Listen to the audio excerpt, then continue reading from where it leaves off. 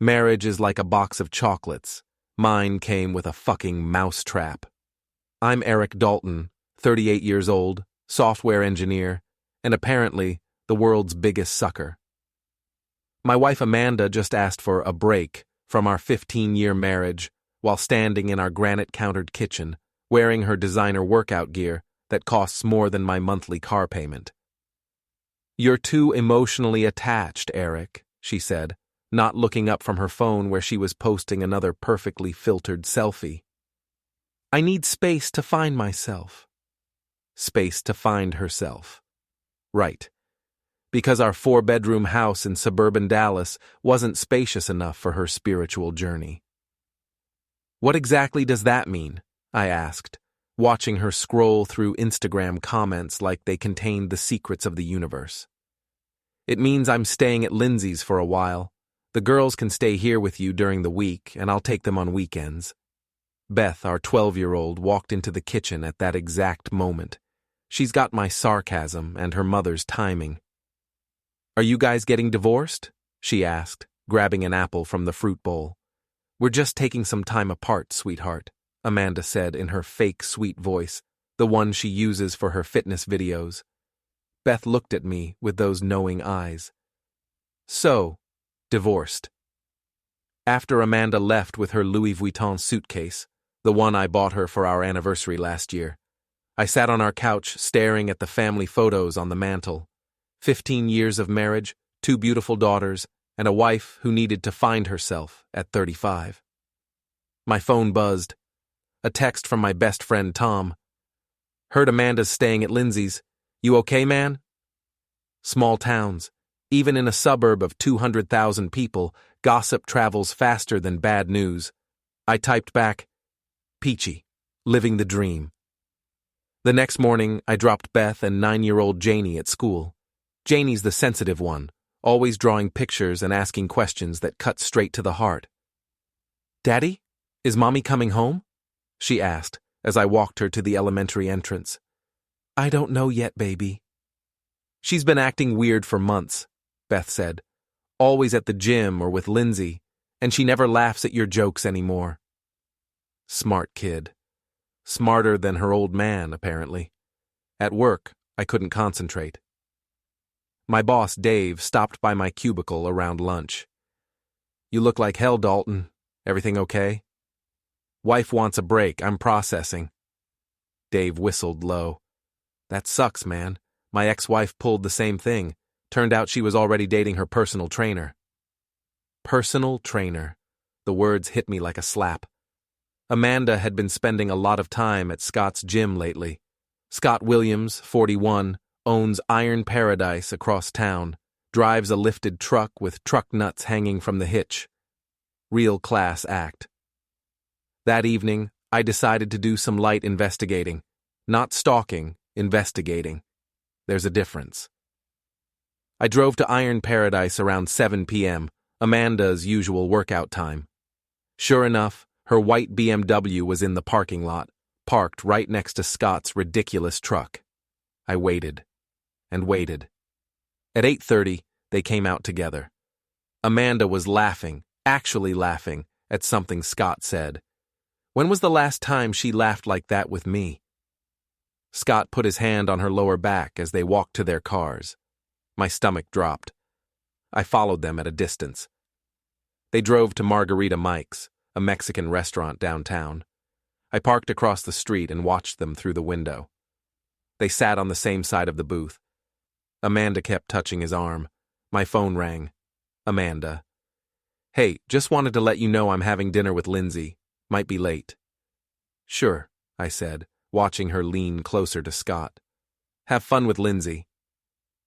After she hung up, I sat in my car for 20 minutes, processing what I'd just witnessed. My wife of 15 years was on a date with her gym trainer, lying to me about it, while asking for space to find herself. The next few days were a blur of fake normalcy. Amanda came by to see the girls, always rushing, always checking her phone. I played the understanding husband while documenting everything. Screenshots of her lies, photos of her car at Scott's gym, receipts from restaurants she claimed not to visit. Then I found her secret Instagram account. Beth was using Amanda's laptop for homework when she called me over. "Dad, Mom has another Instagram. Look at this." The account was called Mandy Finds Herself. How fucking original. The recent photos showed Amanda and Scott at a luxury resort in Cabo. Poolside cocktails, couples massages, sunset dinners. The timestamps were from last weekend when she told me she was at a wellness retreat with Lindsay.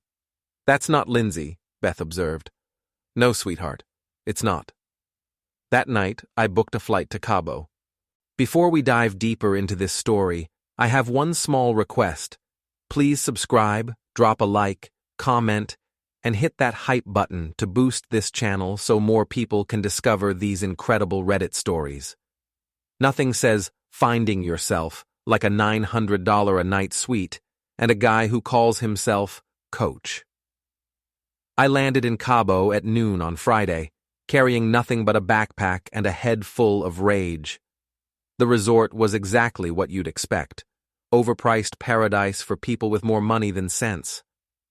I'd done my homework. The concierge, Maria, was very helpful when I explained I wanted to surprise my wife for our anniversary. Amazing how a $100 tip opens doors.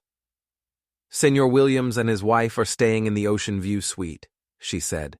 "They usually have breakfast on the terrace around 9. His wife. Right. I booked a standard room and spent the evening planning. If I was going to confront them, it needed to be public, documented, and devastating. Saturday morning, I positioned myself at the breakfast buffet with a perfect view of the terrace. At 9:15, Amanda and Scott appeared, looking like a couple from a travel magazine. She wore a white sundress I'd never seen. He wore a tank top that showed off his gym-enhanced physique. I loaded my plate with fruit and walked directly to their table. "Mind if I join you?" Amanda's face went white. Scott choked on his orange juice. "Eric, what are you doing here?" "Funny story," I said, sitting down uninvited. "I was reviewing our credit card statements and noticed some interesting charges. Thought I'd investigate." Scott found his voice. "Look, man, this isn't what it looks like." "Really? Because it looks like my wife is on vacation with her personal trainer while lying to me about wellness retreats." I smiled at the elderly couple at the next table who were clearly listening. "How's that protein shake taste, Romeo?" Amanda tried damage control. "Eric, you're being ridiculous. Scott and I are just friends." "Friends who share hotel rooms and couples massages?" The color drained from Scott's face. "How did you—" "I'm a software engineer genius. I know how to find information." I pulled out my phone and showed them screenshots of the Mandy Finds Herself Instagram account. "Nice photos, by the way. Very artistic." Amanda grabbed for my phone, but I pulled it back. "Here's what's going to happen," I said, keeping my voice calm and pleasant. "You're going to finish your breakfast, check out of your room, and fly home, separately. And Amanda, you're going to come clean to the girls about what you've been doing." "You can't tell me what to do," Scott said, puffing out his chest. I leaned forward. "Watch me." The confrontation lasted another 10 minutes. Amanda cried. Scott threatened to call security. I remained perfectly calm, documenting everything on my phone's voice recorder. Finally, I stood up. "Enjoy the rest of your vacation. I'll be in touch with both of you very soon." As I walked away, I heard Amanda hiss at Scott. "You said he'd never find out." The flight home gave me time to think. Amanda had betrayed our marriage, lied to our children, and humiliated me publicly. But more than that, she'd underestimated me. Big mistake. Back in Dallas, I went into full preparation mode. If Amanda wanted to play games, I'd show her how a software engineer approaches problem solving. First, I called Carla Reyes, the toughest divorce attorney in Texas. They call her the Bulldog, for good reason. "Eric Dalton," she said, reviewing my file. "Your wife's been planning this for months. The sudden gym membership, the separate bank account she opened in January, the consultation she had with my competitor last month." "She consulted with another attorney?" Standard practice. She's been getting advice on how to maximize her settlement and custody arrangement. My blood ran cold. Custody? She wants primary custody of your daughters and half of everything you own, including the house. I spent the next week gathering evidence. Amanda's phone records, credit card statements, social media activity, everything legal and obtainable through proper channels. Tom helped. Being an ex-cop, he knew how to build a case. "Look at this," he said, showing me Amanda's Instagram activity. "She's been planning this Scott thing for 6 months. Look at the comments they've been leaving on each other's posts." The comments were flirty, suggestive, and clearly from people who knew each other intimately. "And here," Tom continued, "she's been using your joint credit card to pay for hotel rooms, dinners, and gifts for him. That's using marital assets to fund an affair." The smoking gun came from an unexpected source. Lindsay, Amanda's best friend and supposed alibi, got drunk at a neighborhood barbecue and started running her mouth to anyone who'd listen. I happened to be there, helping our neighbor Jim with his grill, when Lindsay started her gossip session by the pool. "Amanda's been so much happier lately," Lindsay slurred to the other wives. "She finally found the courage to ditch the dead weight and go after what she really wants." I kept grilling burgers while recording every word on my phone. She said Eric's been emotionally suffocating her for years. No ambition, no passion, just boring stability. Scott makes her feel alive again. One of the other wives, Carol, looked uncomfortable. "But what about their children?" "Kids adapt," Lindsay said with a shrug. "Amanda deserves to be happy. She's planning to take the girls and move in with Scott once the divorce is final." That night, I sat in my home office, staring at months of evidence. Bank statements, photos, recordings, social media screenshots.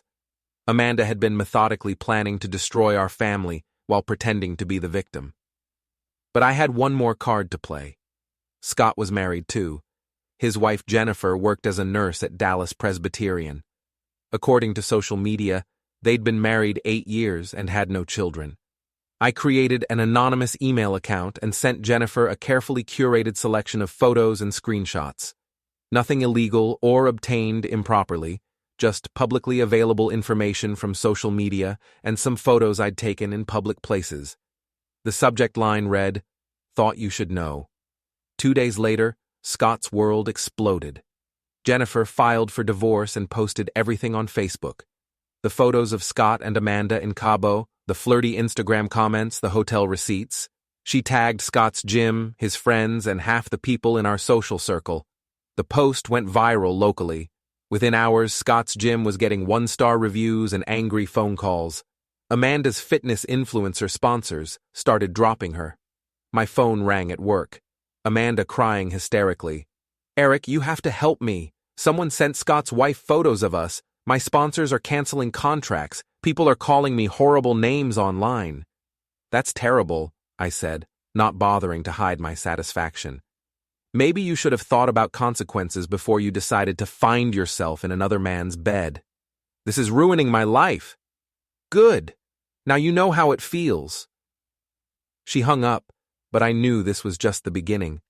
Amanda had declared war on our family. Now she was about to learn what happens when you underestimate the quiet guy with the computer skills. Amanda came home broken but dangerous after her affair blew up. She tried to manipulate our kids, rummaged through my things, and begged for half the house and primary custody, while her lover Scott stalked and threatened us. I logged everything, installed cameras, and warned Scott off. When his truck lurked in the driveway at 2 a.m., I saved the footage. Amanda claimed abuse and pleaded, but the kids knew the truth. She wanted to play dirty. I decided to play dirtier, legally, documented, and with the kids' safety first. The school fundraiser at Riverside Park had been meant for smiles and community spirit, but it became the stage for a reckoning. Everyone was there. Parents, teachers, neighbors, and Amanda arrived pretending she was still part of that world. Then Scott showed up, arrogant enough to confront me in public. When he accused me of manipulating Amanda, I hit record. In front of dozens of witnesses, he confessed to the affair, to their plans, to everything. The crowd heard it all. When he grabbed my arm, instinct and training took over. I broke his grip and dropped him to one knee. The park erupted in cheers. Amanda fled in tears. Scott stumbled away, humiliated. Beth tugged my sleeve, eyes wide with pride. "Dad, that was awesome." For the first time in months, I agreed. It was. When the video of Scott threatening me went viral, everything unraveled fast. Within hours, the world saw Amanda's affair for what it was, public humiliation on full display. Her fitness sponsors cut ties, Scott's gym collapsed, and by midweek her lawyer was begging to settle quietly. She came back once, broken and hollow, but it was too late. The woman who'd mocked me for being too nice now stood in the wreckage of her own choices. I let her cry, let her sign the divorce papers, and watched her walk away. By Friday, Scott tried one last show of bravado at the school, but Tom's flashing lights sent him running for good. That evening, I sat on the porch with my daughters, the house finally peaceful again. Amanda had learned the truth too late. Even quiet men have limits. And when we're pushed past them, we don't just get even, we get everything.